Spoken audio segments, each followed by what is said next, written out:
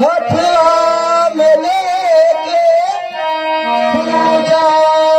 की थाली ओढ़ावेला चुनरिया लाली।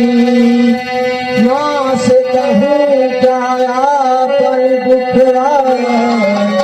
माँ सर जाई झूमेला भक्त मंदिरवा पे झूमेला भक्त मंदिरवा पे जयकारा लगाई के मैया से दर्शन मांगेला अर्जी लगाई के मैया से दर्शन मांगेला अर्जी लगाई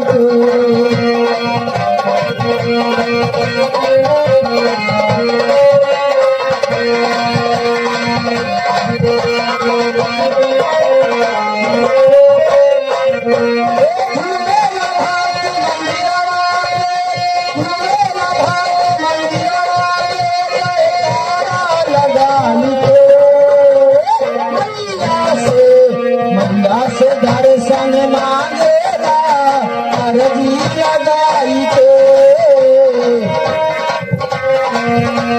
मैया से दर्शन मांगेला अर्जी लगाई के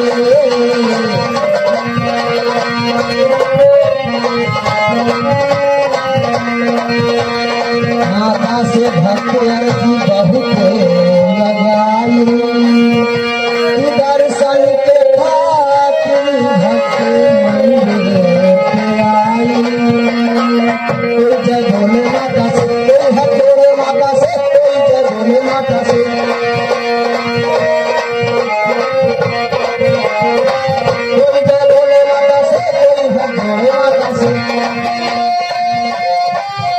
मैया को मनावे बहुत दिन से मैया को मनावे बहुत दिन से हाय मस्तक झुकाई के मैया से दर्शन मांगेला अर्जी लगाई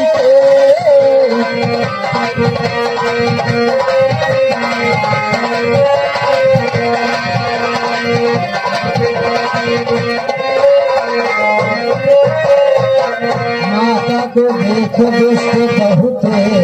डरावेली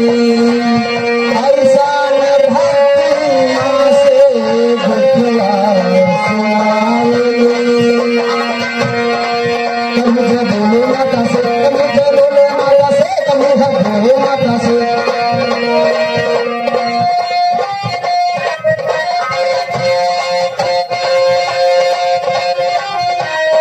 कभी जय भोले माता से कभी जय भोले माता से कभी जय भोले